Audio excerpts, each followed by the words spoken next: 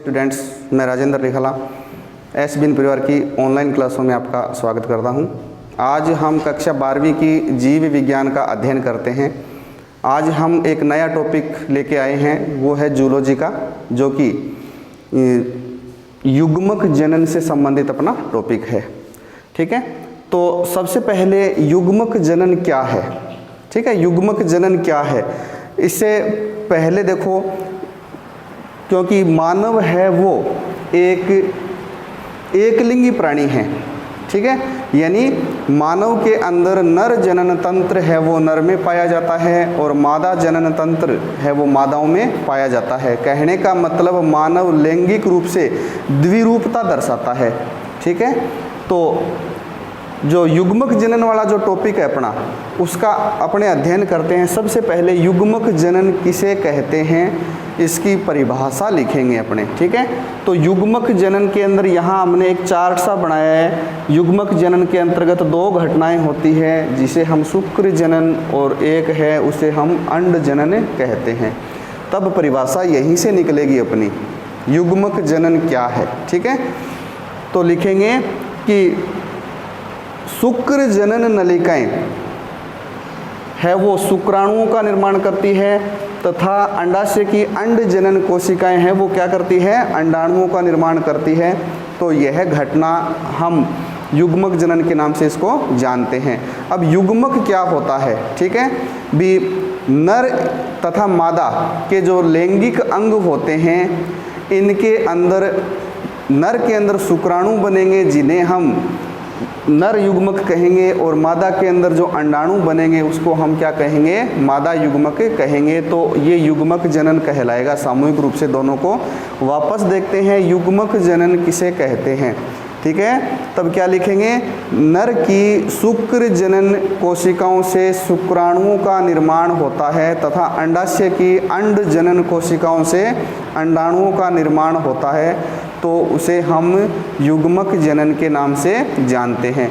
संक्षिप्त भी परिभाषा लिख सकते हैं। वो परिभाषा कौन सी होगी कि शुक्राणुओं तथा अंडाणुओं के निर्माण की घटना को हम युग्मक जनन कहते हैं। लेकिन अच्छी परिभाषा यही रहेगी कि वर्षण की शुक्र जनन नलिकाओं से शुक्राणुओं का निर्माण होना तथा अंडाशय की अंड जनन कोशिकाओं से अंडाणुओं का निर्माण होना ही युग्मक जनन कहलाता है। ठीक है, आज हम विस्तृत चर्चा करते हैं अपने शुक्र जनन पे। तो बच्चों, शुक्र जनन है उसके अंतर्गत 3 अवस्थाएं आती है, जिसको हम गुणन अवस्था, ठीक है, गुणन अवस्था, दूसरी है वृद्धि अवस्था और तीसरी है परिपक्वन अवस्था। ठीक है, इसके नाम से इनको क्या करते हैं, जानते हैं। तो ये शुक्र जनन के अंदर 3 प्रकार की घटनाएं होती है, और ये तीनों घटनाएं किस में होती है, अंड जनन में होती है। सबसे पहले शुक्र जनन किसे कहते हैं, इसकी हम परिभाषा लिखें तो क्या लिखेंगे, वर्षण में पाई जाने वाली जो कोशिकाएं होती है शुक्राणुओं को बनाने वाली, कि वर्षण में पाई जाने वाली शुक्र जनन नलिकाओं से शुक्राणुओं के निर्माण की घटना होती है, तो हम उसको शुक्र जनन के नाम से जानते हैं। वापस देखते हैं, वर्षण में शुक्राणुओं को बनाने के लिए विशेष प्रकार की कोशिकाएं होती हैं, जिन्हें क्या कहते हैं, शुक्र जनन कोशिकाएं कहते हैं। और इन कोशिकाओं के अंदर क्या होता है, शुक्राणु मात्र कोशिकाएं होती है, और ये शुक्राणु मात्र कोशिकाएं बाद में परिपक्व होकर विभेदित होकर शुक्राणुओं में बदल जाती है। तो ये अपनी शुक्र जनन की परिभाषा है।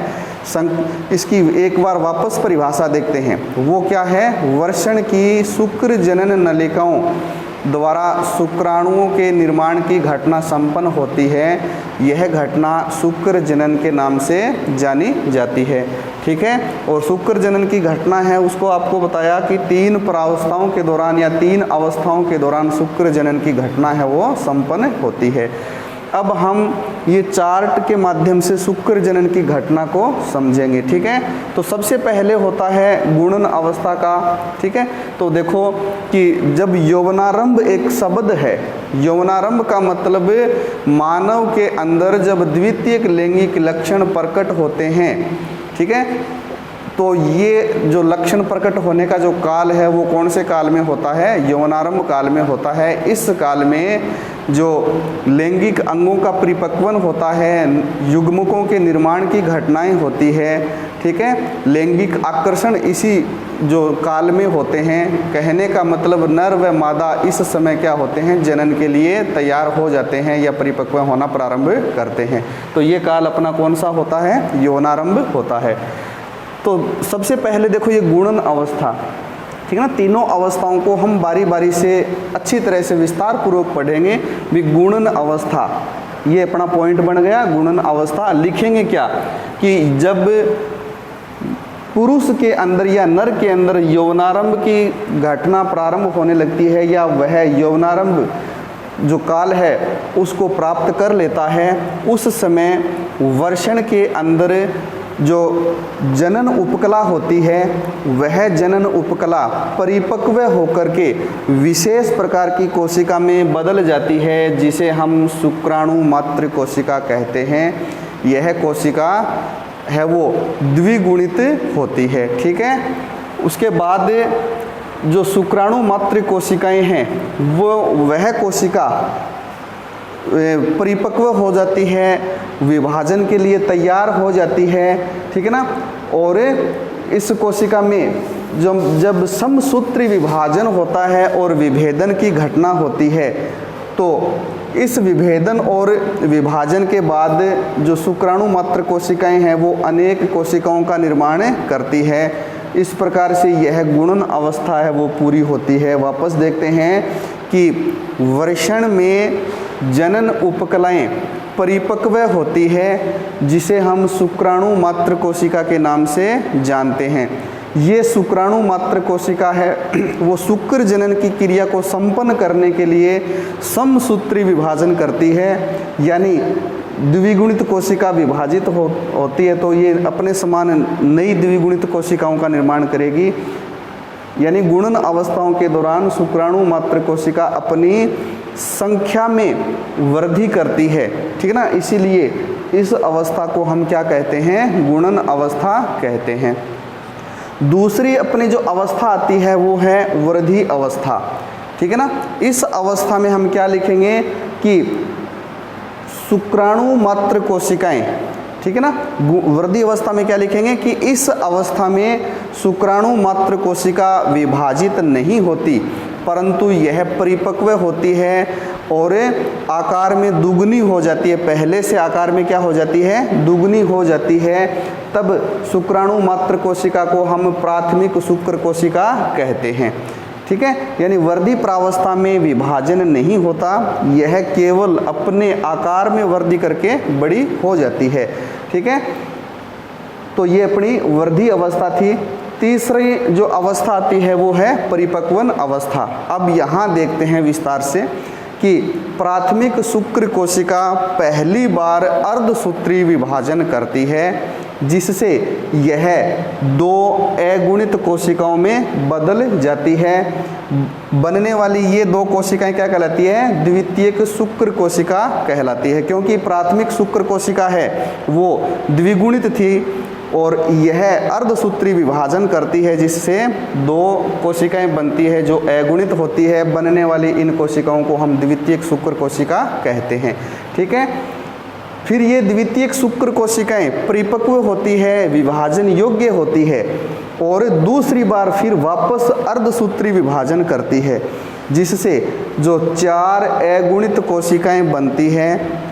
बनने वाली इन कोशिकाओं को हम शुक्राणु पूर्वी कोशिका कहते हैं।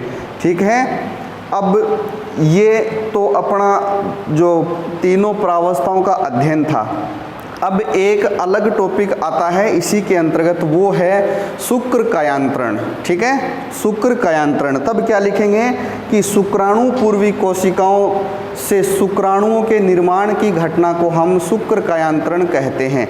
अब यहाँ एक छोटा सा हटकर बता रहा हूँ, शुक्राणु जो पूर्वी कोशिकाएं होती है वो शुक्राणु की तरह व्यवहार नहीं करती। हमें पता है कि नर के अंदर जो शुक्राणु होते हैं वो चल यानी गतिशील होते हैं, और मादाओं के अंदर जो अंडाणु होते हैं वो क्या होते हैं, अचल होते हैं। यानी निषेचन क्रिया करने के लिए शुक्राणु को गति करते हुए अंडाणु तक पहुंचना पड़ता है। लेकिन यहाँ ये जो शुक्राणु पूर्वी कोशिकाएं हैं उनमें गति की क्षमता नहीं होती, निषेचन की घटना संपन्न करने की क्षमता इसमें नहीं होती। इसलिए ये शुक्राणु पूर्वी कोशिकाएं जो कि गोल और अचल होती है वो विकसित होकर के, विभेदित होकर के संकरी हो जाती है, अर्थात विशेष प्रकार की संरचना में बदल जाती है, जिसे हम क्या कहते हैं, शुक्राणु कहते हैं। अब यहाँ शुक्र कायांतरण क्या है, वापस देखो, शुक्राणु पूर्वी कोशिकाएं गोल तथा अचल होती है जो चपटी व संकरी होकर विशेष संरचना में बदल जाती है, जिसे हम शुक्राणु कहते हैं। यही घटना शुक्र कायांतरण के नाम से जानी जाती है। इस प्रकार से बच्चों हमने ये जो शुक्र जनन का जो अपना टॉपिक था उसके तीनों प्रावस्थाओं का अध्ययन किया है। अब अभी ये जो टॉपिक है वो कंप्लीट नहीं हुआ है, क्योंकि शुक्राणु पूर्वी कोशिकाएं जब शुक्राणुओं में बदलती है तो यह एक जटिल व लंबी प्रक्रिया से होकर के गुजरती है। ठीक है, शुक्राणु जो पूर्वी कोशिकाएं होती है उस कोशिकाओं का जो केंद्रक होता है, उस केंद्रक के अंदर अतिरिक्त मात्रा में जल पाया जाता है। इसके अलावा इसमें आरएनए भी होता है, तो इस कारण ये भार में क्या होती है, अधिक होती है। भार ज़्यादा होने के कारण ये कोशिकाएं हैं वो गति नहीं कर सकती, यानी शुक्राणु जैसा व्यवहार नहीं कर सकती। इसलिए जो शुक्राणु पूर्वी कोशिकाएं हैं उनके केंद्रक से अतिरिक्त जल और आरएनए बाहर निकल जाता है, जिसके कारण यह भार में क्या हो जाती है, हल्की हो जाती है। और इन शुक्राणु पूर्वी कोशिकाओं के केंद्रक में आनुवंशिक पदार्थ के रूप में केवल डीएनए ही शेष बचता है। ठीक है, और नर के अंदर ये शुक्राणु पूर्वी कोशिकाएं जब जल तथा आरएनए को बाहर निकाल देती है तो संकरी और चपटी हो जाती है, जिससे मानव के शुक्राणु की जो संरचना है वो चम्मच के आकार की बन जाती है। ठीक है, इसके अलावा जो शुक्राणु पूर्वी जो कोशिकाएं हैं उन कोशिकाओं के अंदर जो गोल्जिकाय की परतें भी होती है। गोल्जिकाय की ये परतें बाद में शुक्राणु के शीर्ष भाग पर एक टोपी नुमा संरचना का निर्माण करती है। उस टोपी नुमा संरचना को बच्चों एक्रोसोम कहते हैं, हिंदी में उसको अग्रपिंड कहते हैं। एक छोटा सा यहाँ प्रश्न बनता है, एक्रोसोम किसे कहते हैं। ठीक है, एक्रोसोम हिंदी नाम क्या है इसका, अग्रपिंड। ठीक है, एक्रोसोम या अग्रपिंड क्या है, तब हम क्या लिखेंगे कि शुक्राणु के शीर्ष भाग पर एक टोपी नुमा संरचना का विकास होता है या टोपी नुमा संरचना बन जाती है, जिसको हम क्या कहते हैं, एक्रोसोम कहते हैं।